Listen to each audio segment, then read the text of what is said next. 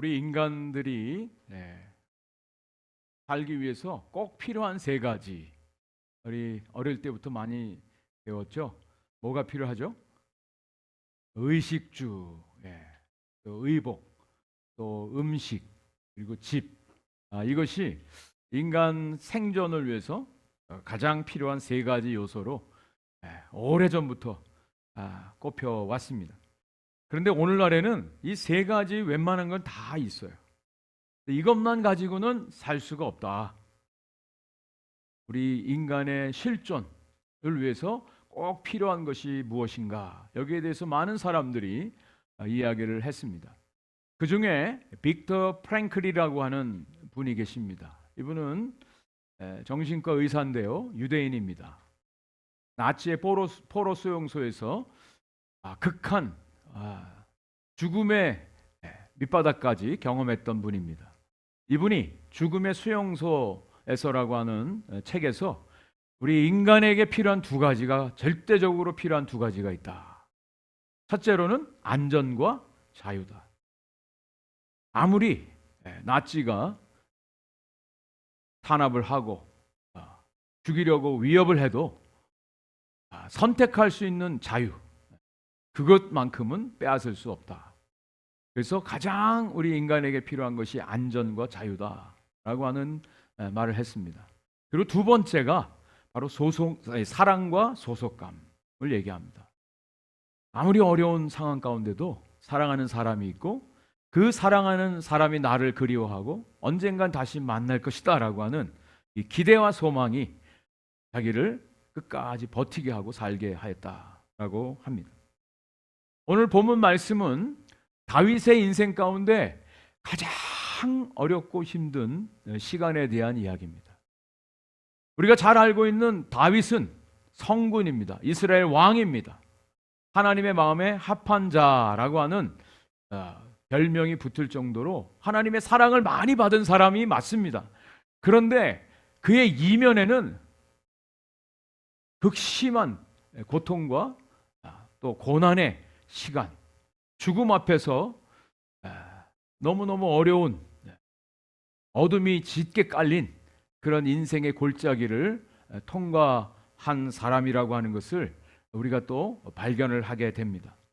오늘 본문 말씀에도 보면 다윗의 이런 가장 극심한 고난 가운데 처해 있는 상황을 한 구절이 잘 표현을 해주고 있습니다. 1절 말씀입니다. 제가 한번 읽어드리겠습니다. 다윗이 노베 가서 제사장 아히멜렉에게 이르니 아히멜렉이 떨며 다윗을 영접하여 그에게 이르되 어찌하여 내가 홀로 있고 함께 있는 자가 아무도 없느냐 하니. 여기 노비라고 하는 곳이 나옵니다. 노비라고 하는 것은 예루살렘 북쪽 한 2.5마일 정도 떨어진 곳입니다. 원래 하나님의 성막은 실로라고 하는 곳에 있었어요. 그런데 블레셋과의 전쟁에서 패배함으로 그 성막을 노비라고 하는 곳으로 옮겼습니다. 그곳에 제사장들이 살면서 하나님을 섬겼던 곳입니다. 다윗이 사울의 추격을 피해서 도망자의 신세가 되어서 이제 노브로 갔다는 거죠. 제사장들이 있는 곳으로 갔다는 겁니다. 하나님의 성막에 있는 곳으로 갔습니다. 왜일까요?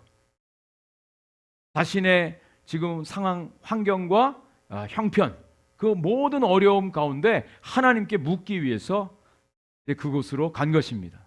또한 그에게 지금 당장 먹을 것이 없기에 먹을 것을 구하기 위해서 노브로 달려간 것이죠. 거기에 그 당시에 제사장이 아히멜렉이라고 하는 제사장이 있었습니다. 아히멜렉은 아히두베의 아들이고 비느하스의 손자고 엘리 제사장의 증손자입니다. 이스라엘의 제사장 아히멜렉이 그곳에 있었습니다. 아히멜렉이 다윗을 딱 보는 순간 떨면서 영접했다 그랬어요. 떨면서. 이례적인 상황이 아니라는 거예요. 다윗이 자기를 갑자기 예고도 없이 찾아온 거예요. 내가 뭐 잘못했나? 그 당시에 다윗은 사울 왕의 군대 장관이었어요. 자기가 잘못해서 사울이 사람을 보내서 자기를 어떻게 해야 할까? 이런 두려움이 있었어요. 그래서 떨면서 다윗을 영접합니다.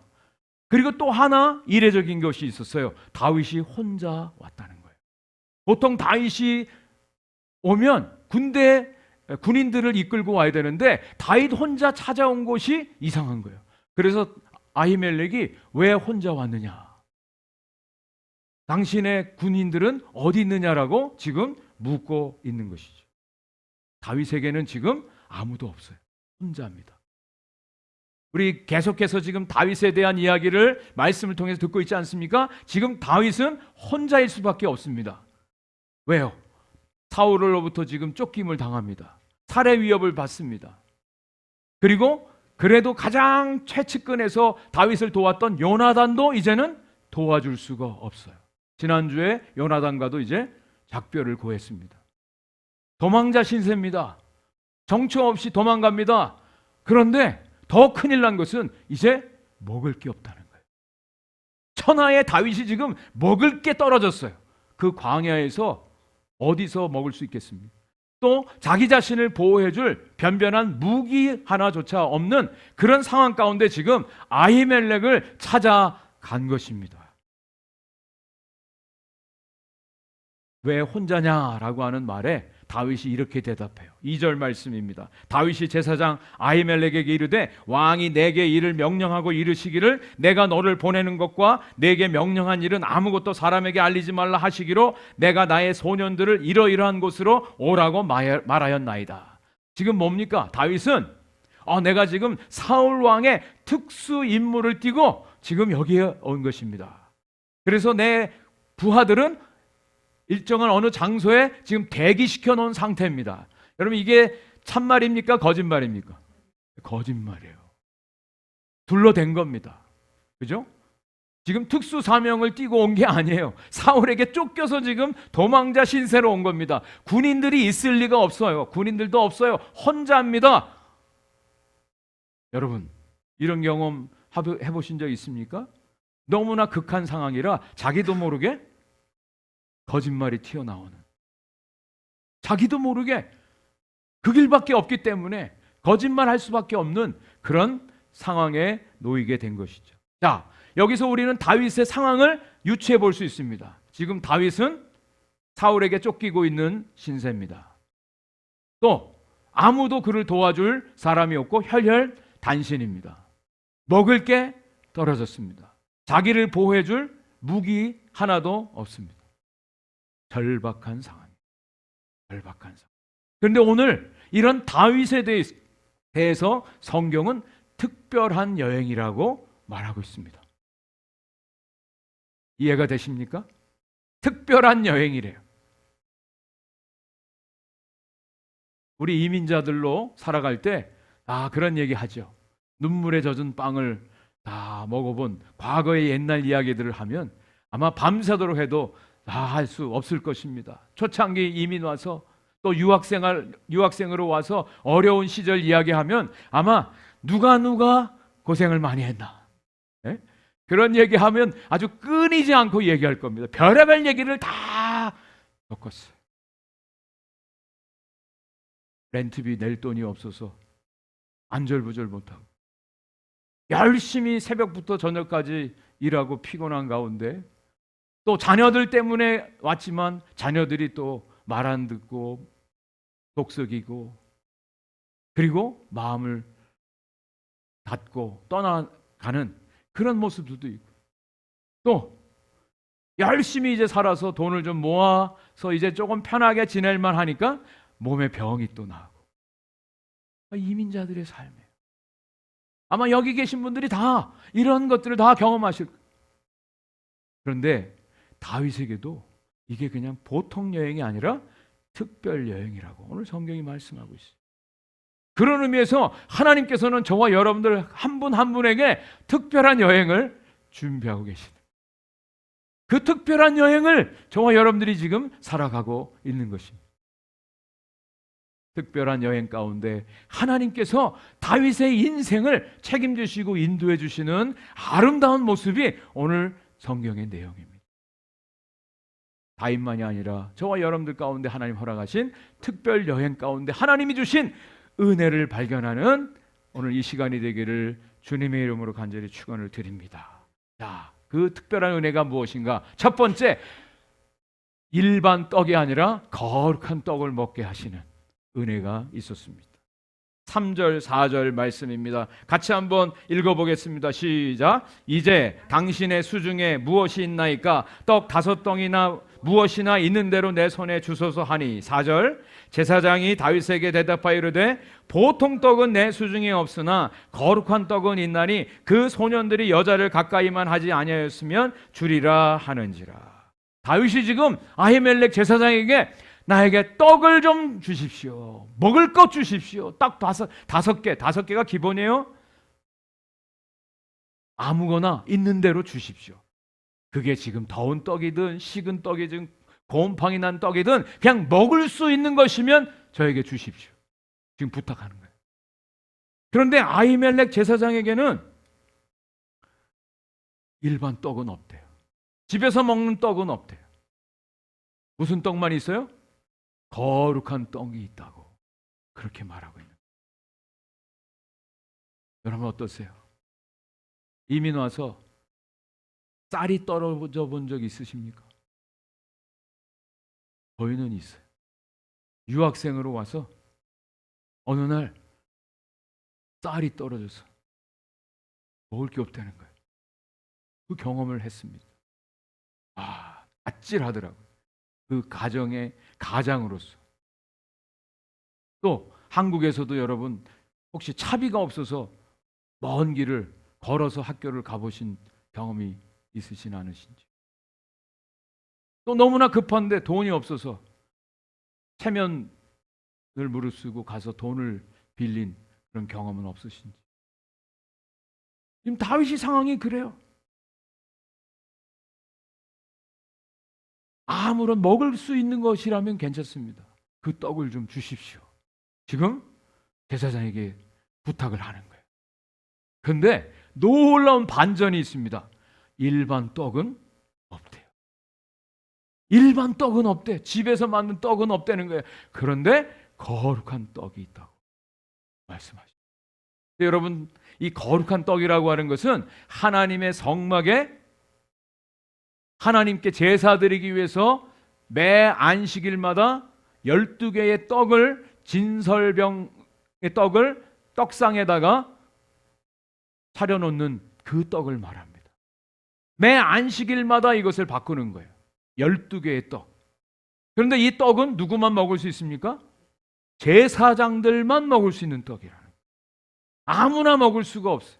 제사장들이 정해진 곳에서만 먹을 수 있는 거룩한 떡입니다. 그래서 이 떡을 가리켜서 이른바 Bread of Presence, 하나님의 임재 가운데 먹는 떡이라고 하는 별명이 붙여져 있습니다. 그래서 소년들이 여자들만 가까이 하지 않으면 이 떡을 주겠다라고 얘기한 거예요.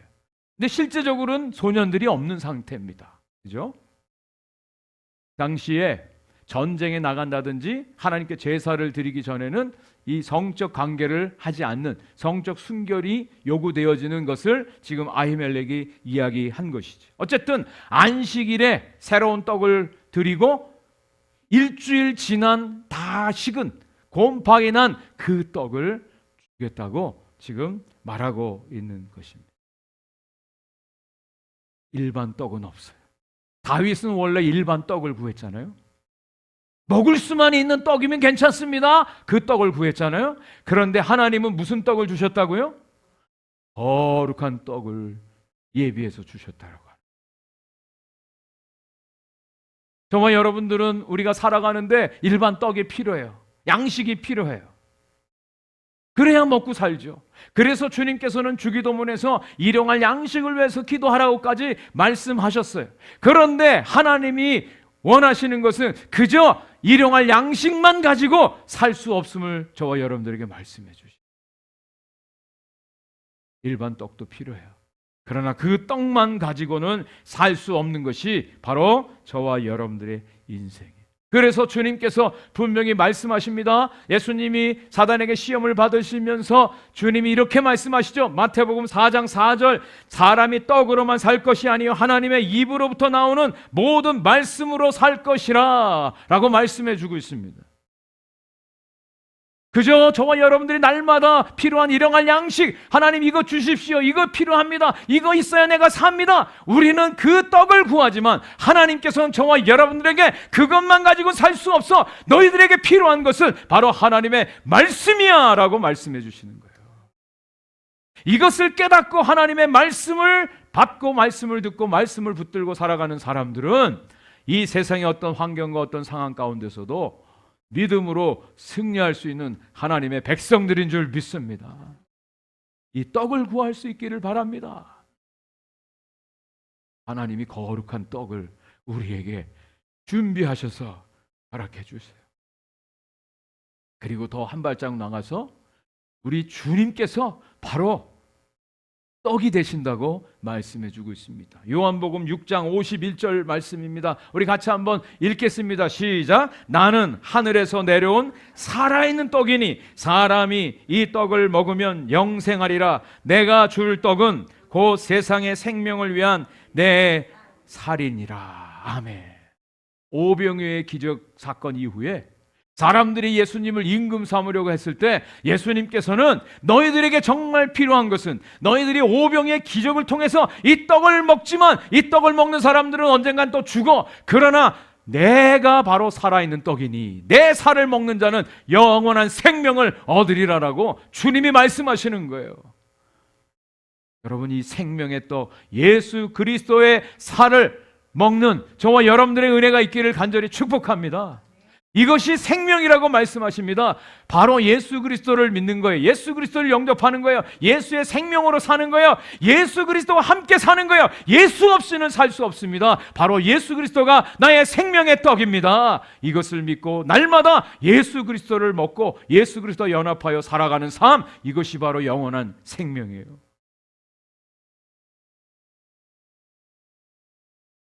사마리아 여인이 물이 없어서 물길로 갔다가 거길 지나가는 예수님 만나죠. 그래서 예수님께서 물 한 잔 달라. 그때 예수님께서 내가 이 물을 마시지만 이 물은 다시 목마른다. 그러나 영원히 목마르지 않는 생명수가 있다. 생수가 있다. 바로 그것이 자신임을 말씀해 주지 않습니까? 우리는 일반 떡을 구하지만 그러나 영원한 생명의 떡 예수 그리스도를 만나는 귀한 은혜가 있습니다. 그 예수 그리스도를 만난 사람들이야말로 이 세상을 그냥 보통 사람으로 일반적으로 살아가는 게 아니라 특별한 인생으로 살아가는 하나님의 은혜가 있는 것입니다. 자, 두 번째, 이제 떡을 다윗이 얻었습니다. 두 번째 또 다윗이 요구하는 게 있어요. 그것은 바로 칼이었어요. 칼. 급하게 나오는 바람에 칼 하나 없이 왔어요. 참 이상하지 않습니까? 거긴 성막입니다. 성막에 무슨 칼이 있어요. 그 성막에서 칼을 구하고 있어요. 근데 이것도 너무나 다급하니까 자기를 보호할 수 있는 칼을 구하는데 거기에는 칼이 없어요. 그런데 놀라운 칼이 거기에 있었다는 거예요. 특별한 칼이 거기에 있었다라고 하는 거죠. 그 칼을 달라고 하니까 이 아히멜렉이 칼을 주는데 이런 칼을 얘기합니다. 9절 말씀입니다. 제가 읽어드릴게요. 제사장이 이르되 내가 엘라 골짜기에서 죽인 블레셋 사람 골리앗의 칼이 보자기에 쌓여 에봇 뒤에 있으니 내가 그것을 가지려거든 가지라. 여기는 그것밖에 다른 것이 없느니라. 그것밖에 다른 것이 없느니라 하는지라. 다윗이 이르되 그 같은 것이 또 없나니 There is none like it. 이보다 더 좋은 것이 어디 있습니까? 그것을 나에게 주소서라고 얘기하는 겁니다. 광야에서 자기를 보호할 수 있는 최소한의 방어 무기인 칼, 단창이든 긴창이든 칼이든 그 칼을, 창을 달라고 했는데 일반 칼은 없다. 그런데 하나 있는데 그것은 바로 내가 죽인 골리앗의 칼이 있다. 그 칼을 나에게 주십시오 라고 다윗이 이야기를 하고 있습니다. 여러분, 다윗이 구한 것은 그냥 하나의 칼이었어요.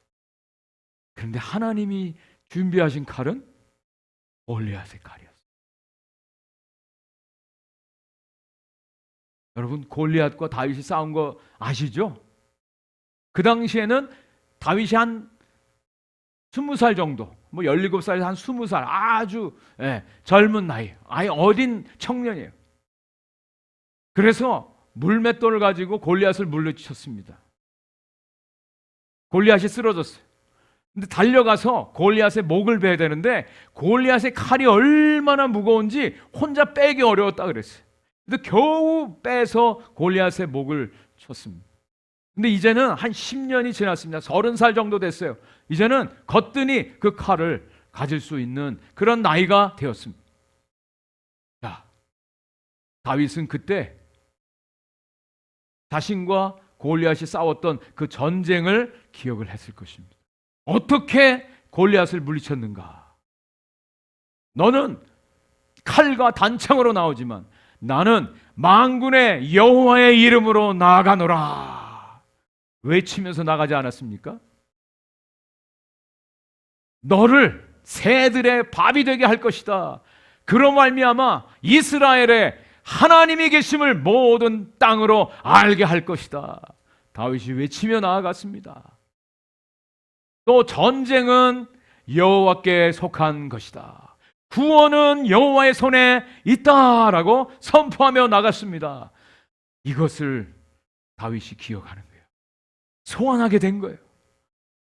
다윗이 가진 골리앗의 칼은 단순한 단 하나의 칼이 아니라 하나님의 이름이 함께 하시는 하나님의 능력이 함께 하심에 대한 분명한 믿음의 칼임을 우리가 깨닫게 됩니다. 저와 여러분들은 이 세상 살아가는데 우리를 보호해 줘야 할 안전장치들을 다 찾습니다. 그것이 돈일 수 있어요.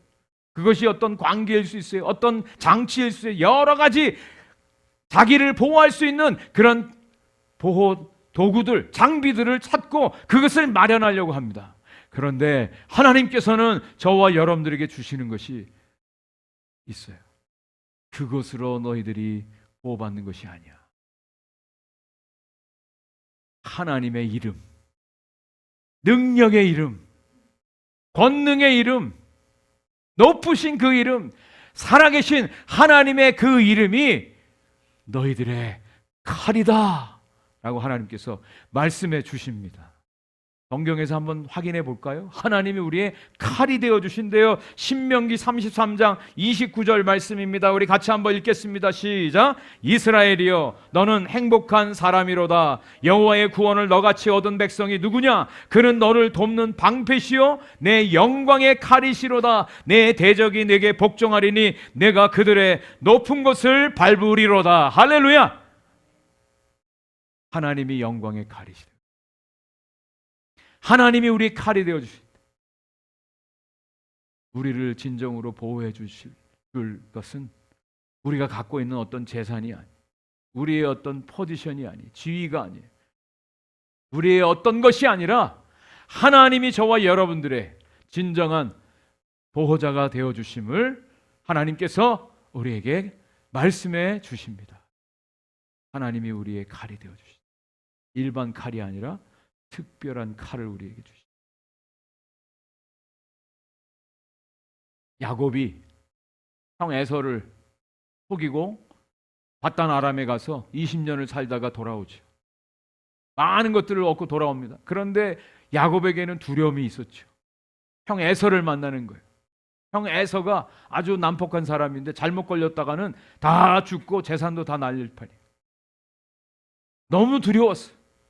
야복강에서 밤새도록 기도할 때 하나님께서 야곱의 환도뼈를 깨트리십니다. 꺾으세요. 다리를 절 수밖에 없어요. 보호할 수 있는 어떤 것도 없어요. 그런데 바로 그때 하나님께서 그의 이름을 이스라엘로 바꾸시고 그를 보호해 주셨습니다. 에서로부터도 보호해 주시고 모든 대적들로부터도 보호해 주셨어요. 오늘 이 시간 예배하면서 우리 인생 가운데 하나님만이 우리의 진정한 보호자가 되십니다. 영광의 칼이 되어 주셔서 우리의 삶을 보호하시고 인도해 주시기를 원합니다. 귀한 기도의 제목이 저와 여러분들 가운데 있기를 축복합니다. 자, 이제 오늘 말씀의 결론입니다.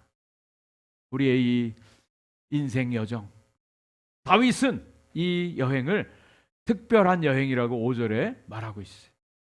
일반 여행이 아니라 특별한 여행을 우리는 걸어가는 것입니다. 특별한 여행. 다윗이 사울을 두려워해서 어디로 도망가느냐? 가드라고 하는 곳으로 도망갑니다. 거기에 아기스 왕에게 도망가요. 가드는 블레셋 5도시 중에 한 도시입니다. 그곳의 왕이 아기스, 한 23마일 정도 떨어져 있어요. 꽤 먼 거리를 다윗이 도망을 갔습니다. 아기스의 신하들 앞에 다윗이 갔는데 사람들이 수근수근 거리는 거예요. 다윗, 블레셋 자기들의 장수 골리앗을 물맷돌로 죽인 자야. 그리고 무슨 얘기까지 하냐면 이스라엘 여인들이 사울이 죽인 자는 천천히요, 다윗이 죽인 자는 만만이로다. 그렇게 찬양을 했던 저 사람입니다. 다윗에 대해서 너무나 정확하게 알고 있는 거예요. 그 말을 들었을 때 다윗이 두려워했다 그랬습니다. 두려웠어요. 그래서 여기를 빠져나가야 되는데 어떻게 하느냐? 미친 척을 한 거죠. 13절 말씀입니다. 이렇게 되어 있어요. 그들 앞에서 그의 행동을 변하여 미친 채 하고 대문짝에 그적거리며 침을 수염에 흘리매 그랬어요. 네, 미친 척 하는 거예요. 대문에다가 막 뭐를 씁니다. 그리고 침을 질질 흘리는 거예요. 아기스 왕이 그걸 보고 야, 여기 미친 사람이 없어서 저놈을 또 데려왔느냐? 당장 치워라. 해서 다윗을 쫓아내버립니다. 다윗이 살기 위해서 거짓말도 했잖아요. 이번엔 또 미친 척까지 했어요. 인생의 완전히 바닥이죠. 얼마나 곤고함이 몰려왔겠습니까? 내가 이렇게까지 해서 살아야 되나? 그런 마음 안 들었겠습니까? 내가 꼭 이렇게까지 해서 부차하게 생명을 유지해야 되나? 아마 속으로 그런 마음이 들지 않았겠나 생각이 되어요. 그런 가운데 하나님께서 다윗을 인도해 주십니다. 시편 34편이 바로 이 다윗이 가드왕 아기스 앞에서 위기를 모면하고 쓴 시입니다. 시편 34편의 몇 구절을 제가 여러분들에게 소개해 드릴게요. 8절 9절 말씀입니다. 너희는 여호와의 선하심을 맛보아할지어다. 그에게 피하는 자는 복이 있도다. 너희 성도들아 여호와를 경외하라. 그를 경외하는 자에게는 부족함이 없도다. 여호와를 경외하래요. 여호와께 피하래요. 하나님이 구원해 주신대요. 또 17절 18절 말씀에는 의인이 부르짖음에 여호와께서 들으시고 그들의 모든 환난에서 건지셨도다. 여호와는 마음이 상한 자를 가까이 하시고 중심으로 통회하는 자를 구원하시는도다. 다윗은 그 어려운 때, 극한 위험 가운데 하나님의 구원을 경험했어요. 하나님을 경외하고 하나님께 피함으로, 하나님께 부르짖음으로 하나님의 구원을 경험했어요. 그것을 뭐라고 표현해요? 여호와의 선하심이라고 표현하고 있습니다. Taste and see the Lord is good. 하나님의 선하심을 경험해라, 맛봐라, 이렇게 선포하고 있어요. 하나님의 선하심을 경험했다. 그 극한 위험 가운데, 죽음의 위기 가운데 하나님의 선하심을 경험했습니다. 여러분, 저와 여러분들의 인생 가운데도 하나님의 선하심이 함께 하심을 믿으십니까? 우리 인생이 지금 잘못되고 실패하고 사랑하는 사람이 떠나고 상업에 실패도 하고 병도 들고 어렵고 힘든 상황 가운데도 하나님의 선하심이 저와 여러분들을 떠나지 않고 함께 하심을 믿으십니까? 하나님의 선하심, 하나님은 정말 선하심입니다. 우리가 잘 될 때만 하나님의 선하심이 아니라 하나님은 언제나 선하심입니다. 하나님은 선하신 분이기 때문에 그것을 경험하는 것이 특별한 여행이에요. 특별한 삶입니다. 왜 하나님이 다윗을 이 극한 어려움 가운데 살려주셔야만 됐을까요? 왜? 하나님의 선하신 뜻이 있었기 때문이죠. 하나님의 선하신 뜻 뭐예요? 바로 다윗의 후손을 통해 그리스도가 태어나야 되니까. 이게 하나님의 선하신 뜻이에요. 그것을 이루기 위해서는 다윗을 보호하셔야 돼. 구원해 주셔야 돼. 사용하셔야 돼요. 이사야 11장 1절 말씀 같이 한번 읽어보겠습니다. 시작. 이새의 줄기에서 한 싹이 나며 그 뿌리에서 한 가지가 나서 결실할 것이요. 예레미야 23장 5절 상반절 같이 읽습니다. 여호와의 말씀이니라. 보라, 때가 이르리니 내가 다윗에게 한 의로운 가지를 일으킬 것이라. 여러분, 하나님의 선한 뜻은 다윗의 후손을 통해 메시아가 탄생하는 거예요. 그 메시아를 통해 저와 여러분들을 구원하시는 거예요. 이게 하나님의 창세전부터 정하신, 계획하신 하나님의 구속의 뜻입니다. 그 뜻을 이루기 위해서 하나님께서 다윗을 끝까지 책임져 주시는, 구원해 주시는 거예요. 사용하시는 거예요. 이것은 다윗만이 아니라고 저는 믿습니다. 여기 앉아 계신 저와 여러분들에게도 동일한 하나님의 선하신 뜻이 각 사람에게 다 있습니다. 있어요. 하나님의 뜻 없이 그냥 살아가는 사람은 없습니다. 그 뜻을 발견하고 그 뜻에 순종하고 그 뜻을 향해서 살아가는 사람들은 행복한 사람이에요. 행복한 인생이에요. 승리자로 살아가는 거예요. 그런데 그 뜻이 있음에도 불구하고 그 뜻을 알지 못하고 그냥 자기 원하는 대로 살아가는 사람들은 그냥 대충 살아가는 일반인들이 불행한 인생이에요. 적어도 하나님을 믿는 저와 여러분들은 저와 여러분들을 향한 하나님의 선한 뜻이 각 사람에게 있음을 깨닫고 그 뜻 가운데 우리의 삶을 드리고 그 뜻을 확인하면서 그 뜻을 이루어가는 영광스러운 하나님의 자녀로 살아가는 은혜가 있기를 간절히 축복합니다. 얼마나 신나는 여행인지 몰라요.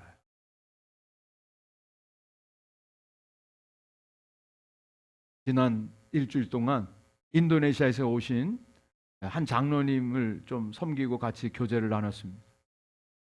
전에도 잠깐 말씀드린 것처럼 저희들이 인도네시아 갔을 때 이분이 다 호스트 하시고 이렇게 같이 교제했는데 저희들이 인도네시아 사역할 때 만난 분입니다. 아버지 학교 지금 지부장으로 섬기는데 이번에 이분이 미국을 방문한 이유가 삼형제가 있는데 어머니가 한국에 살아 계시고 2년에 한 번씩 형제들이 어머니를 위해서 여행을 한다는 거예요.